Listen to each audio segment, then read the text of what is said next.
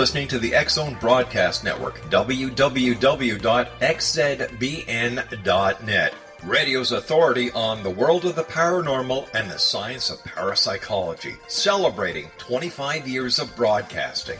Broadcasting around the world and to the great beyond.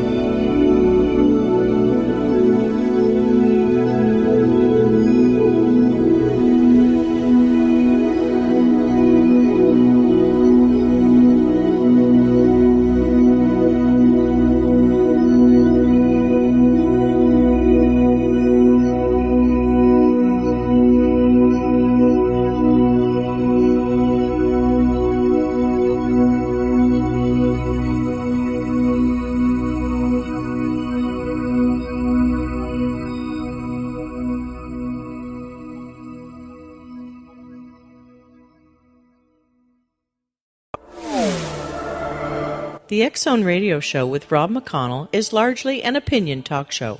All opinions, comments, or statements of fact expressed by Rob McConnell's guests are strictly their own and are not to be construed as those of the X-Zone Radio Show or endorsed in any manner by Rob McConnell, Relmar McConnell Media Company, the X-Zone Broadcast Network, its affiliated networks, stations, employees, or advertisers.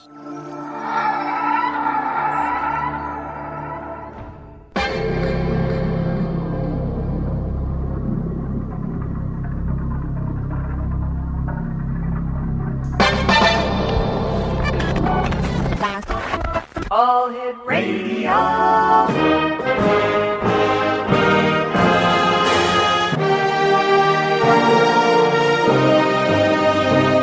Welcome to the X-Zone, a place where fact is fiction and fiction is reality. Now, here's your host, Rob McConnell.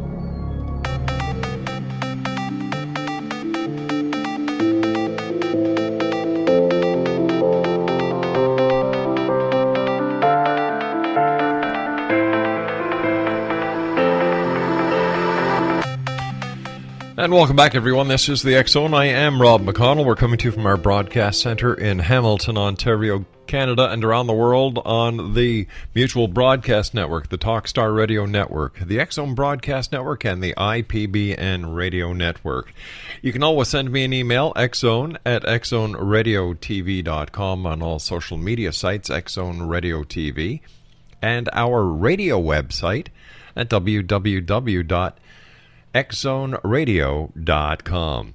Exonation now, did you know that when you're on the road with limited data or Wi-Fi, you can still listen to the X-Zone and Dark 30 and every other minute of the Mutual Broadcast Network by calling 605-562-4204. And that's courtesy of TalkStream Live. No smartphone app or internet needed. It saves your data plan and it's free if you have unlimited minutes.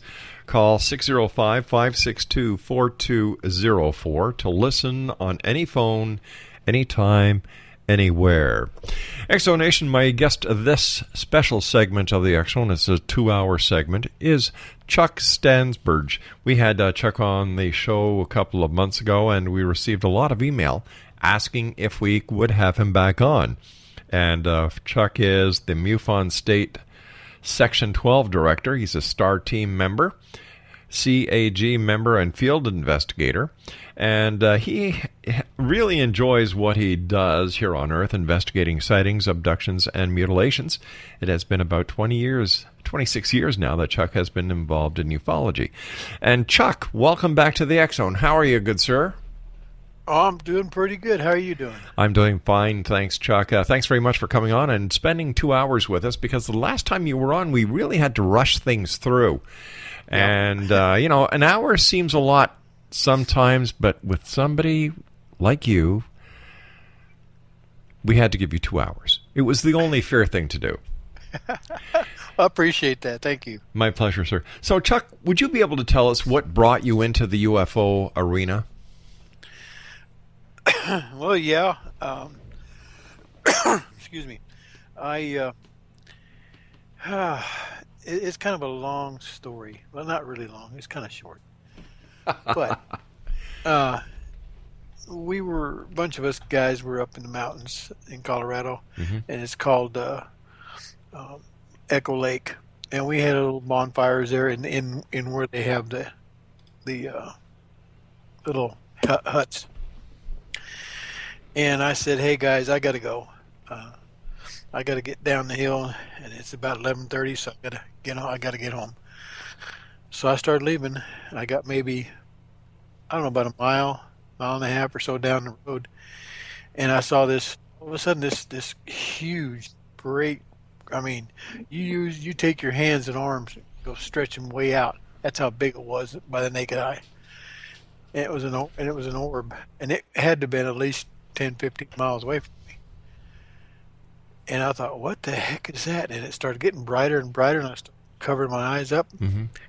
And then next thing I knew, I was 5 miles down the hill, still in my car, and it was 3:30 in the morning. So that, I did not talk about it, evidently, because I couldn't quite remember it until somebody, a friend of mine up there in Laramie, Wyoming, he was a professor up there. He did a hypnosis on me. So I found out that's how I found out that much of it anyway. And it just boggled my mind. So I really got into it pretty good after, I got in the Marine Corps and saw a few UFOs out there. All right, so let's continue this on the other side of this short break. Charles, thanks for joining us tonight. Looking forward to spending 2 hours with you, my friend. Okay. X-Zone Nation, Charles Chuck Stansburge is our special guest. He is MUFON State Section 12 Director, STAR Team member, CAG member, and Field Investigator. And we're going to be talking to Chuck about UFOs, abductions, mutilations, and much more. Don't go away. This is the X Zone. I am Rob McConnell. This is a place where people dare to believe and dare to be heard. Don't go away.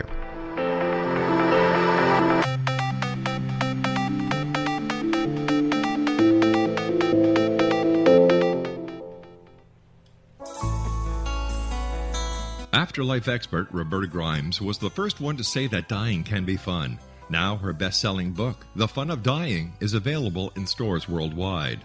So if you wonder whether death ends life, how it feels to die, or what heaven might be like, The Fun of Dying was written for you. And if you have always been afraid of death, or if you worry that your life has no meaning, let The Fun of Dying ease your fears and bring new meaning to your life.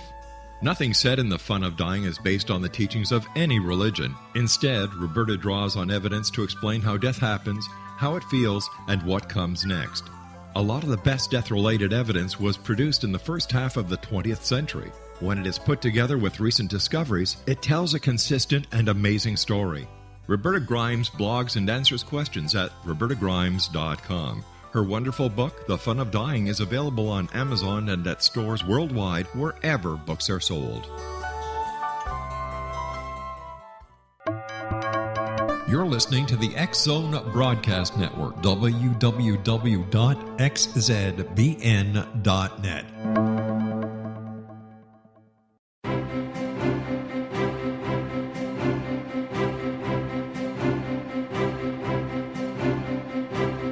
While science pursues fact, magic accesses the quantum level, bridging random facts to form truth. As long as science and magic remain separate and polarized, the truth cannot be known.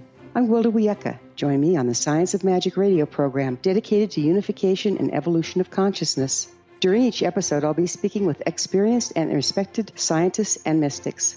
From astrologers to astronomers, from medical doctors to shaman, the scientific method to dowsing and intuition, we will weave together information from seemingly divergent practices to promote unity and enlightenment. Join me, Wilda Wiecka, and the Science of Magic right here on the X Zone Broadcast Network. For more information, visit www.thescienceofmagic.net.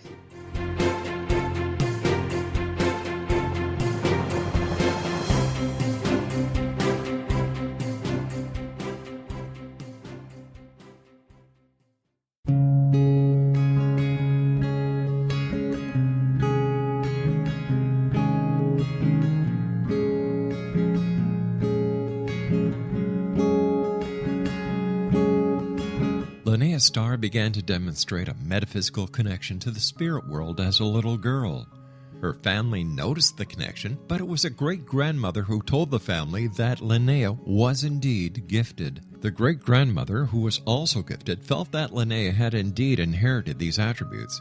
It has been noticed that oftentimes such things are passed down through the generations. Linnea was also born with a caul, a thin white membrane across a newborn's face. Legend has it that if the baby is born with this caul, the child will have second sight, or what we call psychic abilities. Linnea Star does past, present, and future, and has the gift of prophecy. It is written within scriptures that if you were able to give factual information, and prophecies indeed come true, the gift indeed comes from the divine realm.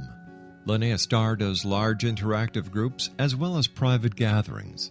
For more information on Linnea Star or to contact Linnea for a one-on-one consultation, visit her website at www.linneastar.com. That's www.linneastar.com.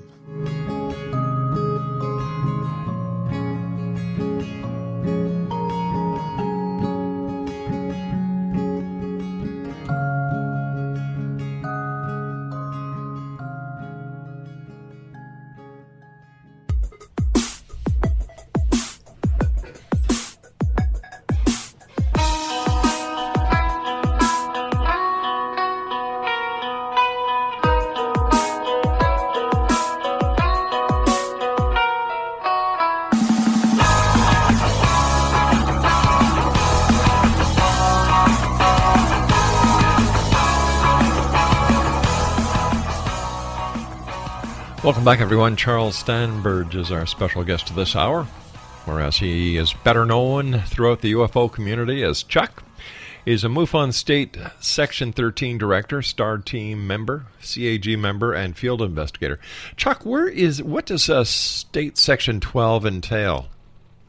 Well, let's put it this way. It was Section 16, and I only had 9 counties. And then they switched a few things around, made it 12, Section 12, and I had 23 counties because one of our, I hate to say it, but one of our field investigators and section directors had passed, and she, all day they went ahead and gave me some of her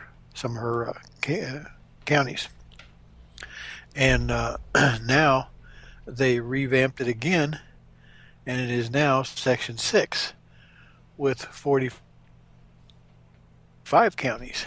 And it stretches from the Louisiana border all the way over to the Mexican border. So I got quite a bit of a piece of property there. So how many square miles would that be, Chuck? Oh, my goodness. That's quite a piece of territory and a half. Yeah, it is. Most people I contact with either on phone, Skype, or I will, excuse me, email because some of them don't want to talk about it or anything. So we just put it in there as a not incomplete, but a my goodness. Boy, my mind's a blank right now. All right, so these are people who don't want to file a report? No, they I file a see. report. Some of them file a report, but they don't have a phone number I see. on the report, and it just has an email. I'll go ahead and send an email, and the report will be information only, and so we really don't know what takes place, and we have to go by what they have on the report. Are UFO sightings up? Are they staying at par, or do you find they're decreasing? Well, they go up and down. I think it was last few months we've had a pretty good bash, and now it's starting to slow down again.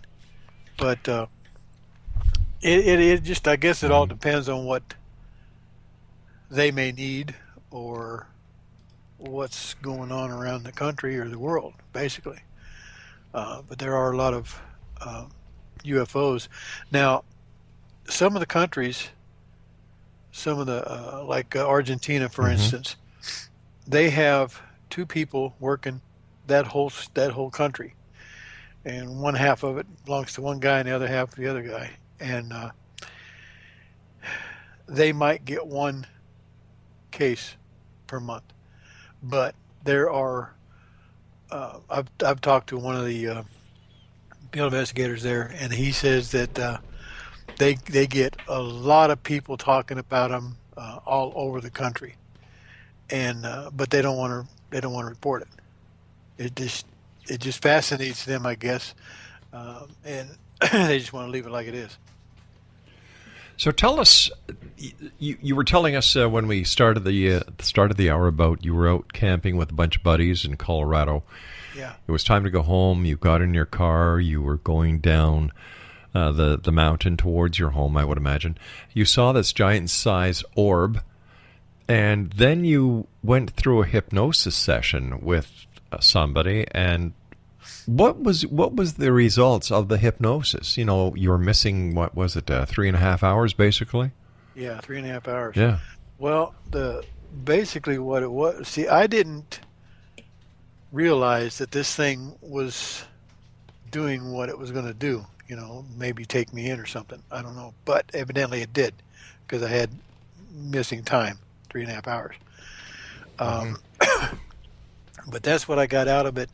I don't remember anything inside the ship, but I do remember waking up, and I looked at my watch, and it was 3.5 hours later, and the craft was still out there, but it was only maybe twice the size of a basketball, and then it just got real bright and gone. What year would that have been? 65.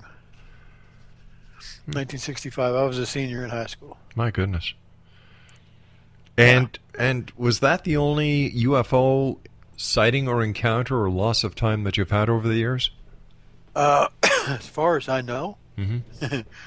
But I really got into it pretty good, even though I was a state trooper in Colorado for a while, and I went to Oklahoma and retired as a city cop. But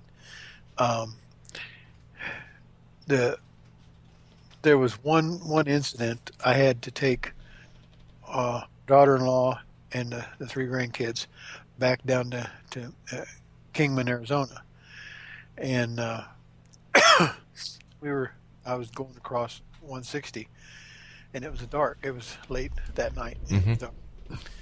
And I glanced over towards the mountains to my left, and I saw this white orb, probably about about 2 sizes of a softball. And I looked at that, and I thought, now that can't be the moon. And I looked again over there, and I said, "Hey guys, wake up, wake up, wake up." I could not wake them up. They would not wake up.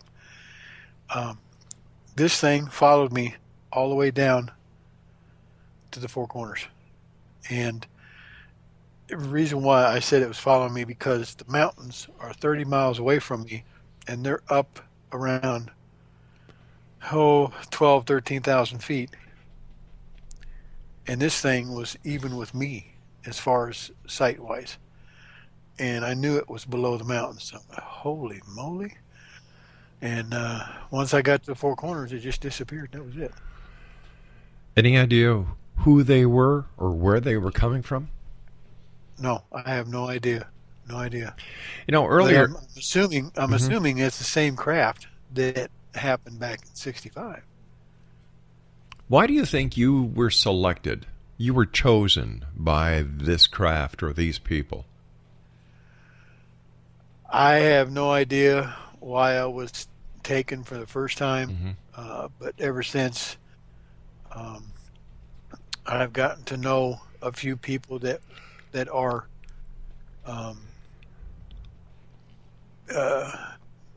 people that talk to ETs. Right. And I was introduced to one, and I got to talking to him. I didn't know his language, but I had to have somebody to interpret. Wait a sec, you got introduced to an ET? Yeah. Where did this happen? This was like about 4.5 years ago, almost 5 years ago. About 4.5 years ago, yeah. And this was in Canada, by the way. That explains it. But he introduced me. He brought his girlfriend in. Now this was with Skype. This is with video Skype. He had another couple. Wait a sec. Wait a sec. Hold on here. I just want to make sure I'm understanding. You were video chatting with an extraterrestrial that's up here in Canada. Well, more or less, yeah. Oh, okay. All right. And then the extraterrestrial brought his wife into the conversation? No. Oh. My friend brought his girlfriend into the fold, you might say. Okay. Brought me in and introduced me to the couple that was sitting there, just man and woman that also lives in Canada, on the West Coast, East Coast, matter of fact. And he says, "Are you ready for that?" I said, "Ready for what?" He said, "I'm going to introduce you to Sarek." And I said, "Who's Sarek?" And he says he's a commander of a battleship, and he's probably going to be here shortly. So all of a sudden, this woman started typing, the zeros and the ones and zeros, all the way down. Sure, binary code. Yeah, binary code. And he said, "You got." He said, "You got a word?" And I said, "Yeah." He says, "Okay, paste." He says, "Copy, paste as fast as you can." Okay. So I started doing that, and we started about 11:30 that night and quit about 3:30 that morning. But it was kind of weird. I mean, it fascinated me, but yet I couldn't understand what was going on, because he would, his name is Keith, and he would talk to this being in his own language, and they would be talking about things. I said, "Okay, what are you guys talking about?" And they said something about two of their craft got too close to the black hole, so they have to go get them, try to get them out of there. And I said, "Hey, I want to go." And so this Sarek person, he looked straight up, and then I'll be right. And he said in English, "I'll be right back." And I said, "He could speak English?" He says, "Oh yeah." So okay, and so a couple of minutes later, he was back, and he started with his language. And I said, "What did he say?" And Keith said that you can go. You have to sit down, stay where you're at. You don't walk around the ship. You don't talk to anybody. It's just for, what do you call it? A learning session, you might say, of what goes on up there. And so that night when I went to sleep, all of a sudden I woke up because I had a tingling feeling all around my body, not in it, all the way around it. And my hands were straight out behind or next to my body, and I was straight out.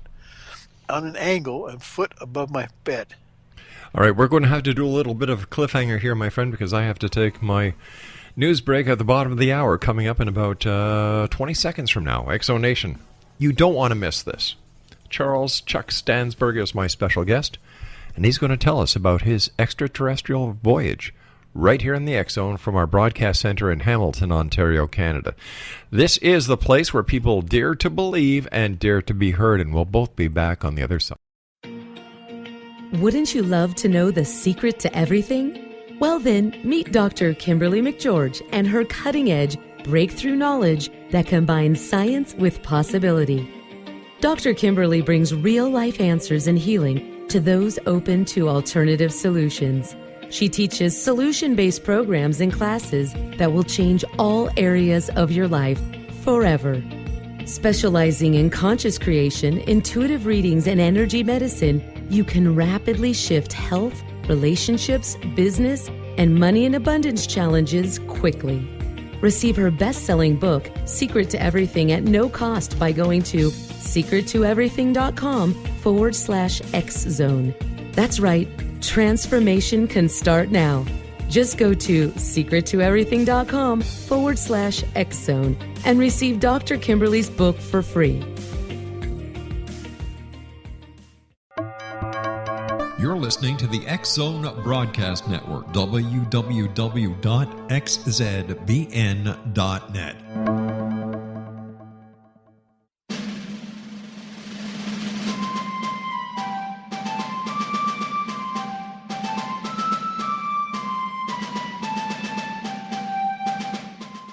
Thomas Jefferson was a Burgess of 27 when he met Martha Wales Skelton, a 22-year-old widowed heiress who was fondly called Patty by her family. They were married on January the 1st, 1772, and they took up residence in a cabin on the building site on top of a Virginia mountain that Thomas had named Monticello.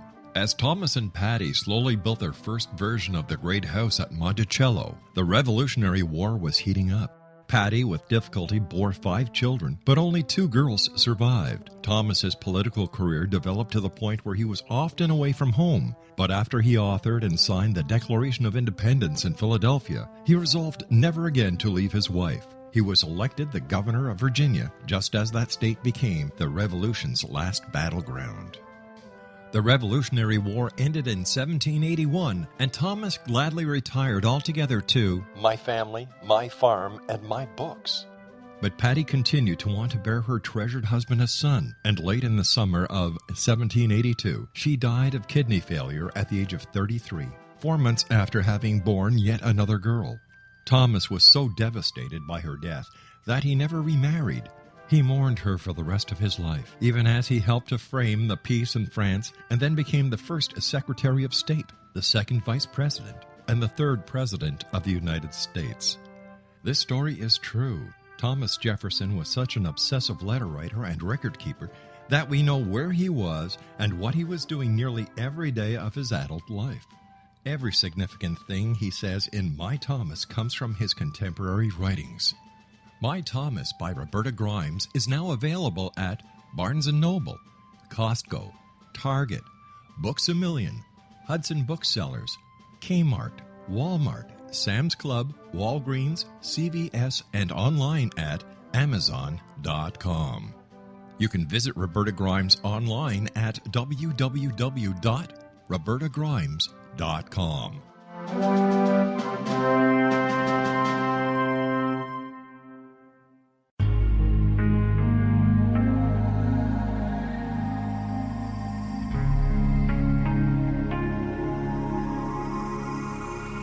The scientist and the mystic have been on an age-old, relentless search with one thing in common. They seek truth. Their paths converge in the 40,000-year-old practice of shamanism, an ancient science delving to the quantum level of life, facilitating healing, manifestation, and evolution.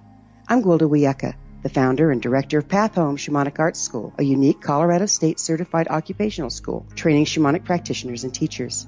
We also provide classes for empowering personal lives through shamanism. Our certification classes are in week-long segments enabling international participation, and online classes and long-distance shamanic healing sessions are available. Come discover the science of magic in the limitless world of shamanism. www.findyourpathhome.com.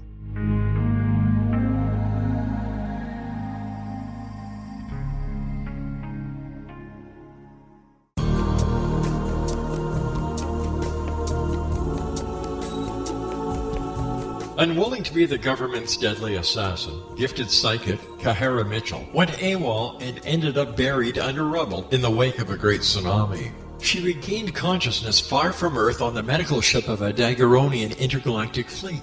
Has she been rescued or abducted by aliens? The Chalice of Carrie, Kahira O'Donnell's latest paranormal science fiction romance, is the passionate story of an Earth woman and her destined mates, twin kings from another galaxy. Kahara uses her gifts fighting alongside Lords Rom and Ra in a war that will determine the destiny of galaxies. The Chalice of Carrie by Kahira O'Donnell is now available at KahiraO'Donnell.com or at Amazon.com.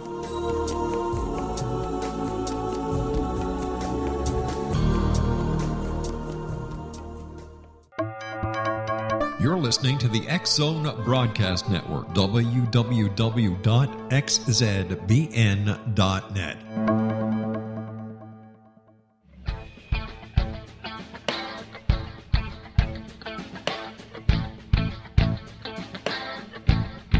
What Happened in Benghazi is revealed by Nicholas Genix, author of Obama, Islam, and Benghazi. He informs the American people that President Obama deceived them by advocating a strong foreign policy prior to the 2012 presidential election, and Hillary Clinton supported this deception.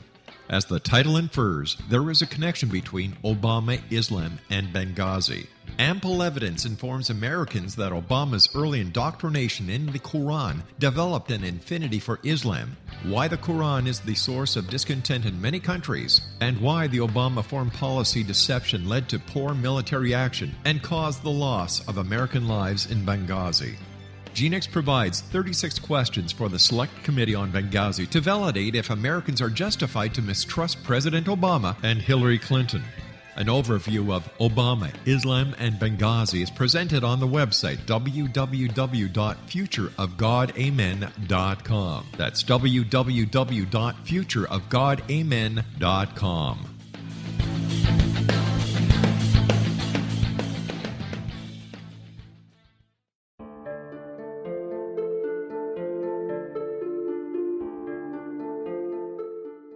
Annie Callahan, dedicated to negotiating a position for Earth within the Daguerrean Coalition, had trained for 3 years to become an Earth ambassador. Yet, the very eve of her arrival at the capital ruling planet, she is claimed as destined mate to an oversized, mating-maddened vamp who swears he will never release her. Lord Aztaran, king of the Macian sector, has waited over 900 years for his destined mate. Having found her as an alpha vamp, he is unable to relinquish Annie, virtually holding her hostage until he can claim her. Yet Macians cannot survive without their mate's love.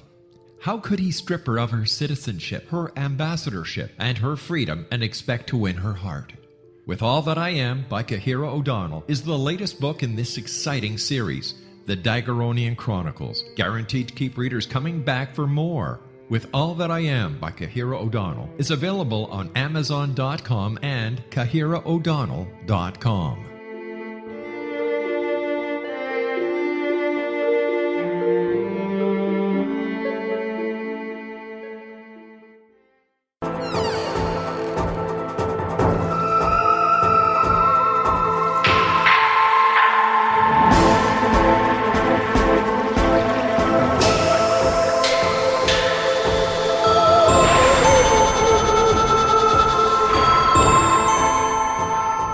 Welcome back, everyone. This is the X-Zone. I am Rob McConnell, and got something special for all of you X-Zone listeners and Dark 30 listeners. Did you know that when you're on the road with limited data or Wi-Fi, you can still listen to the X-Zone and Jeremy Scott's Dark 30 and every minute of the Mutual Broadcast Network by calling 605-562-4204. Now, that is with the courtesy of TalkStream Live. No smartphone app or internet needed.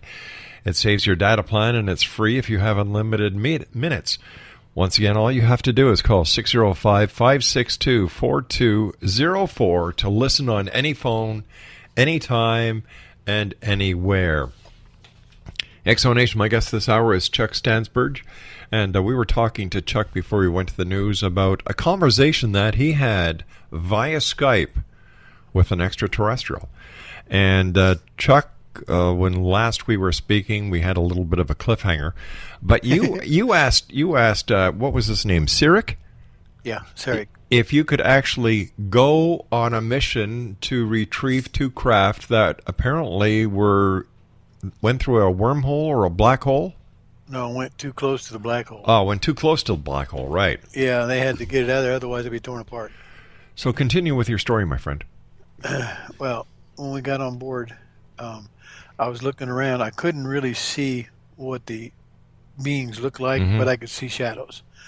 They wouldn't allow me to, they allowed me just that much.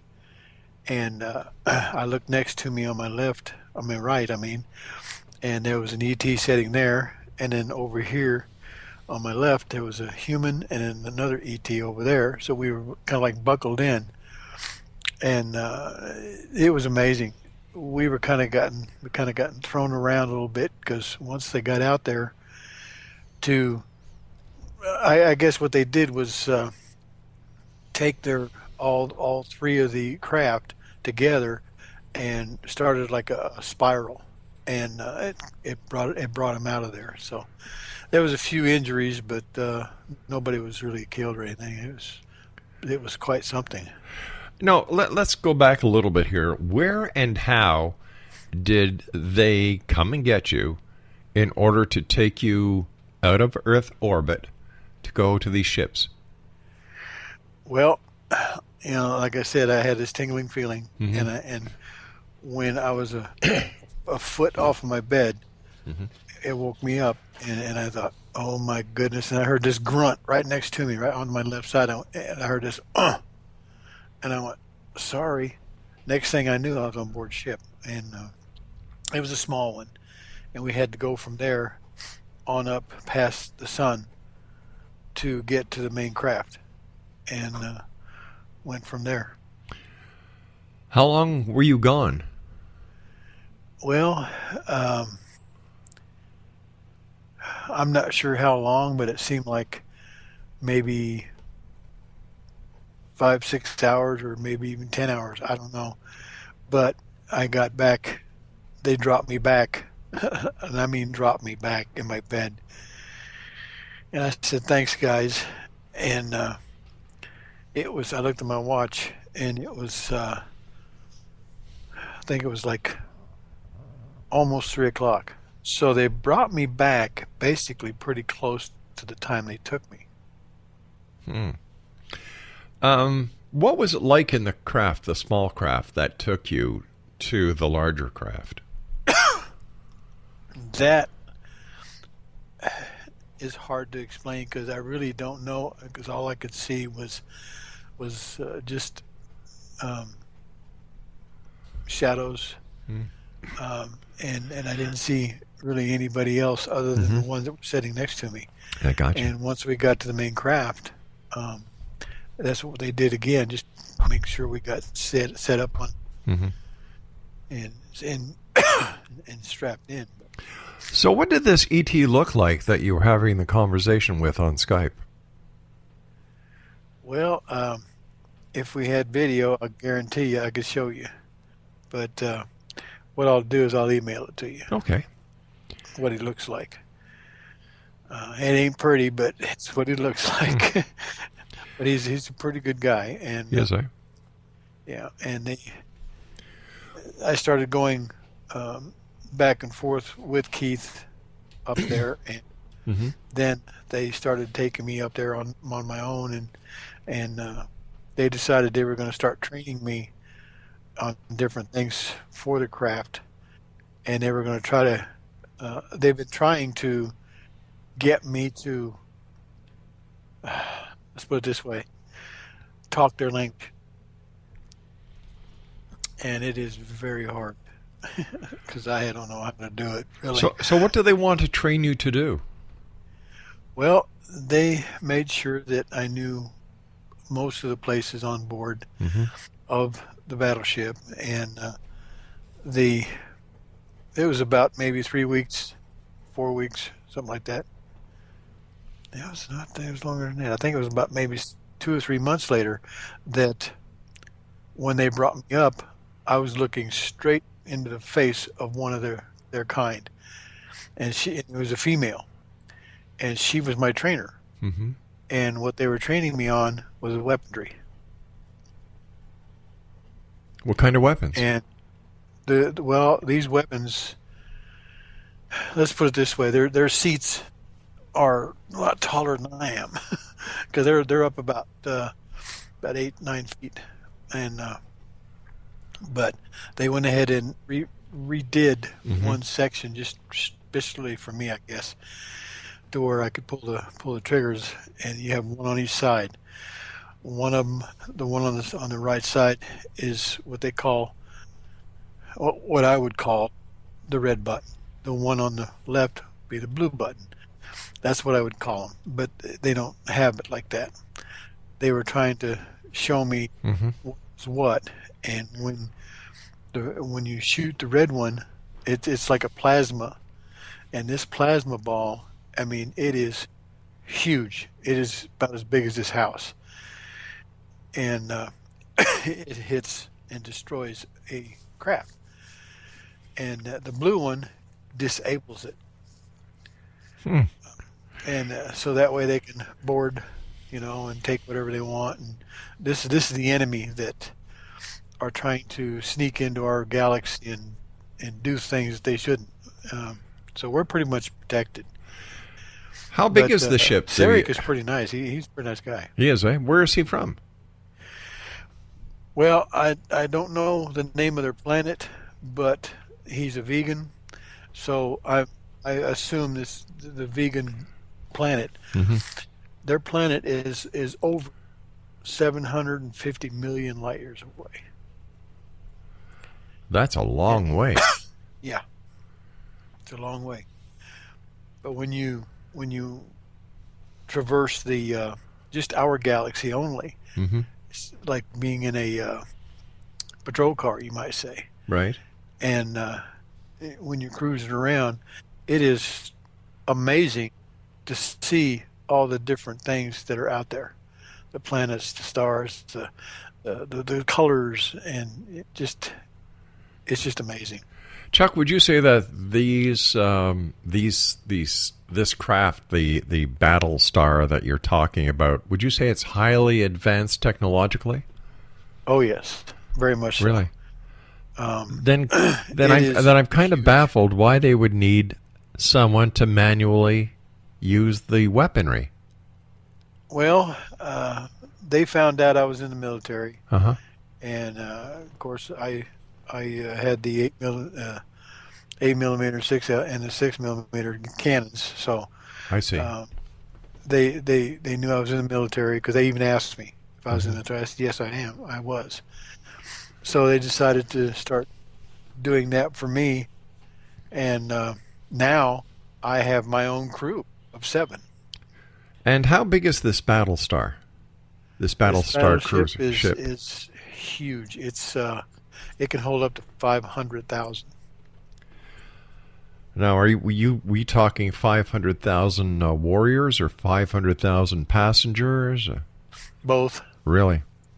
Yes. So what is it used for? To keep us safe, and it destroys the ships that try to come in our galaxy to devastate. For instance, at one time Mars was just like Earth, nice and green and all this good stuff. Way back millions of years ago, they had a big hoodoo up in this area, and both Earth and Mars were devastated completely, just like Mars is right now. And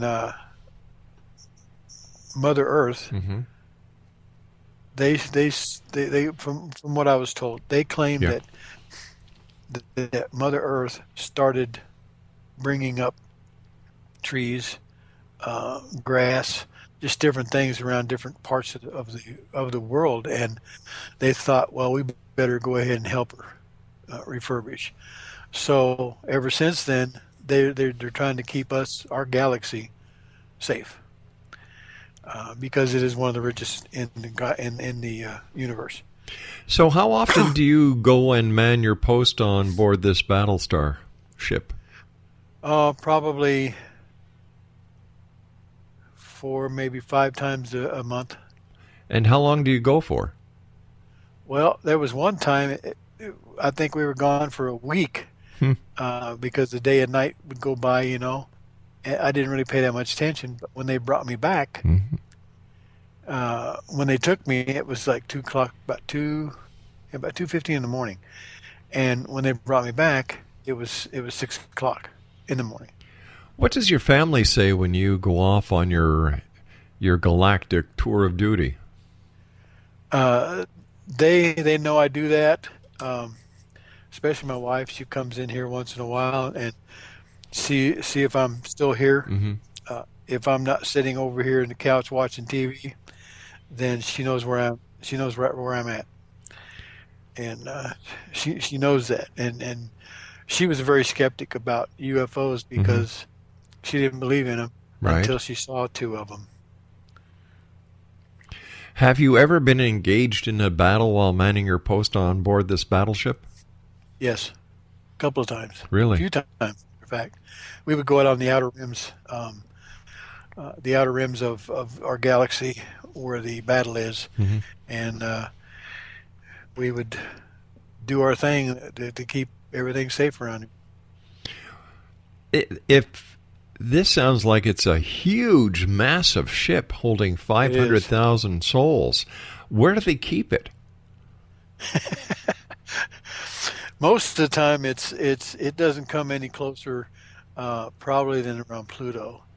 And then they send the smaller ships in, and before anybody, I mean, one of the answers that people don't, 90%, well, actually 90% of them do ask me, how do you eat? What do you eat? And I say hamburgers, spaghetti, whatever, like we have on Earth. What they do is they will send a small ship with several, probably about 50 humans, and bring them in different parts of the world, because you have your different ethnics. And so they would gather a bunch of food and then bring it back to the ship and then go back and get some more. So we would have enough up there for maybe 2 or 3 months. Why wouldn't they use a synthesizer, a food synthesizer? Well, they don't want to do that because they want the people that are up there to be happy, in a sense, to have what they normally eat, drink, whatever the case may be. And it's the same way with any other ETs that are aboard ship, besides the Vegens. How does everybody get along from all the different planets, from all the different cultures, all the different species? Everybody gets along great. Really? How do you communicate if there's so many different people? Huh? How do you communicate if there's so many different species, so many different dialects? That's when you come in to get a translator. I see. So by what authority do they patrol the galaxy? Under which flag? The Galactic Alliance. And where's their home planet? The Galactic Alliance? Yeah. That is on board ship. There is what they call a mothership, and all the beings that all the beings that are part of the Galactic Alliance are basically from each world. From different worlds. So the Battlestar, the battleship, is smaller than the Galactic Alliance ship? Just a little bit. Wow. Yeah. And Not how much. what is the propulsion system on these ships? That is a good question. They would not allow me in there, but all I hear is most of the time a humming sound. Right. And we just scat through the galaxy like nobody's business. During your time on board, is there an artificial gravitational field, or do you float in 0 Gs? No, they do have artificial gravity.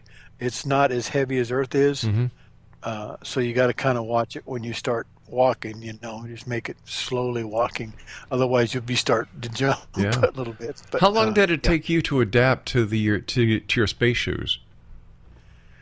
Well, my space shoes are the ones I wear. Yeah. No, I was using that as a metaphor for how long did it take you to get used to the gravity. It took a little bit to get used to it, Right. But once you get used to it, it's pretty easy. How do you know when they're going to call you for duty, or you're there in your house 1 minute, the next minute you're on board? More or less, what they do is when I sit down over here on the couch to watch TV, I will hear a clicking sound. It's like and that's what it sounds like. And when I hear that, it's on my right hand side. I'll say, "Sarek, is that you?" And it'll go. That means yes. Wow. And I said, "So we're going up tonight," and he would go. So I said, "I'll be ready." All right, And stand by. We've got to take our final break for this hour, but Charles is going to be with us the entire next hour as well as we continue this fascinating conversation. An actual human being who's been on board a battle star, who is a gunner with his own team. We're going to hear more. Don't go away.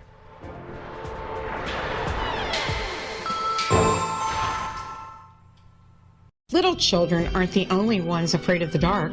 Millions of soldiers return from war zones with PTSD, anger, frustration, fear, and loneliness, much of which surfaces during the darkness of the night.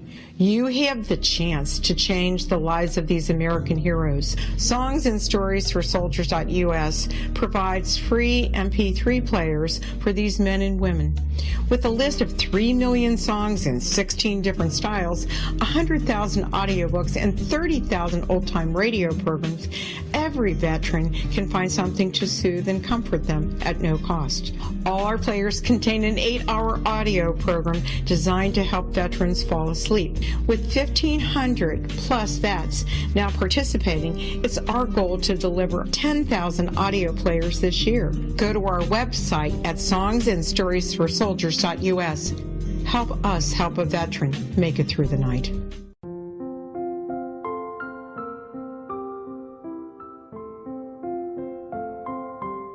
I am Dr. Carl O'Helvey, founder, president of a new cancer foundation focusing on evidence-based physical, mental, and spiritual interventions, including natural cancer cures, prayer, meditation, affirmations, nutrition, and other related holistic cancer prevention and cure modalities. These are used in cancer education, research, and financing care. I ask for your help to continue this important work by donating at www.holisticcancerfoundation.com.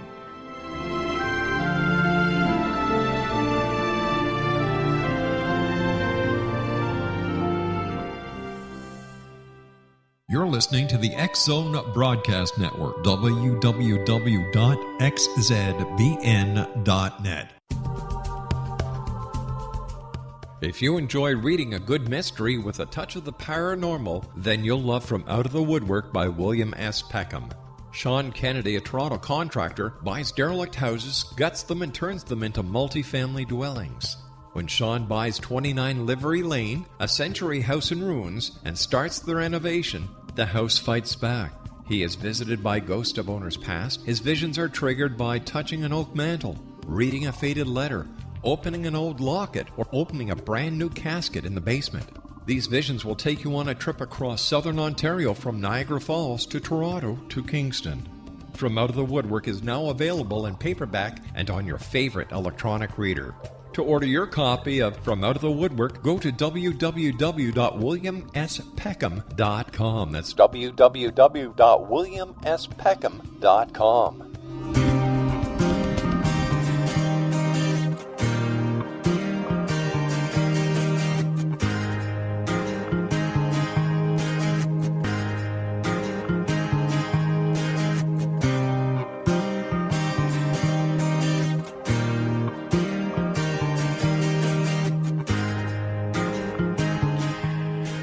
And welcome back to the X-Zone, everyone. I am Rob McConnell. Our guest this hour is Charles Chuck Stansburge. He is a MUFON State Section 6 Director, STAR Team member, CAG member, and Field Investigator. And as you've heard over the past hour, he is also a gunnery officer aboard a starship, battle starship. He and I believe it's 7 other members of a crew are part of this gunnery. The ship houses up to 500,000 souls from all over the galaxy and beyond. And the ship is massive, according to Charles. Chuck also says the ship is moored, for a lack of better words, on the other side of Pluto, well out of the view of peeping telescopes from planet Earth. Chuck, are you there?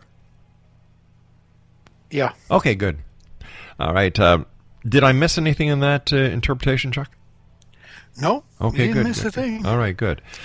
I when you were talking about when Sirik contacts you, it's 1212. When you say, "Is that you?" and he'll snap twice. Yeah. I just hope you never eat a bowl of Rice Krispies when that happens, because then the entire thing will get lost. Yeah, that's true. So how long have you been going up and fulfilling your duties aboard this starship? And does the craft have a name?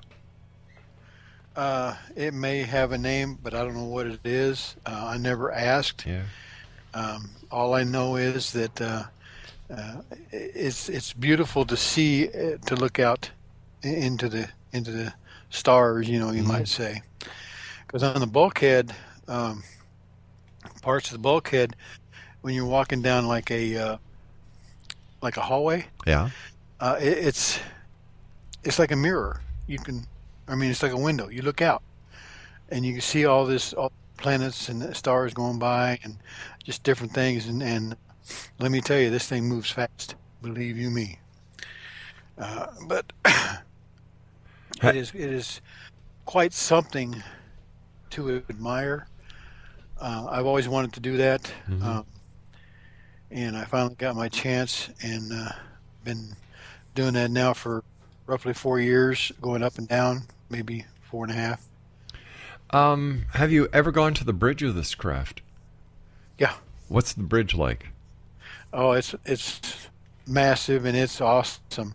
I mean, I look at all this stuff in there, and I go, what the heck is all this stuff? I don't even know what everything is.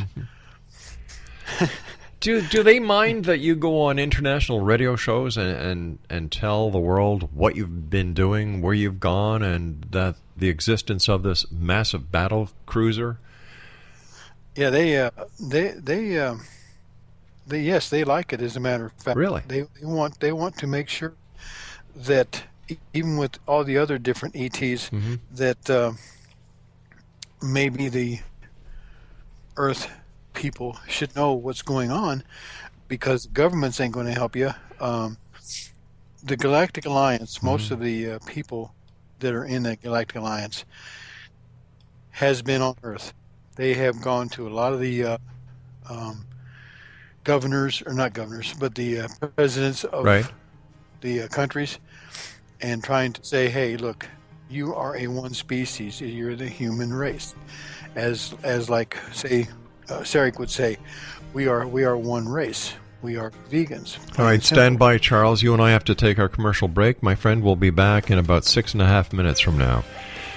Charles Stansburge is our special guest, and we'll continue on the other side of this news break for a special 2-hour edition with our very special guest, Chuck Stansburge, as we continue here from our broadcast center in Hamilton, Ontario, Canada. Don't go away.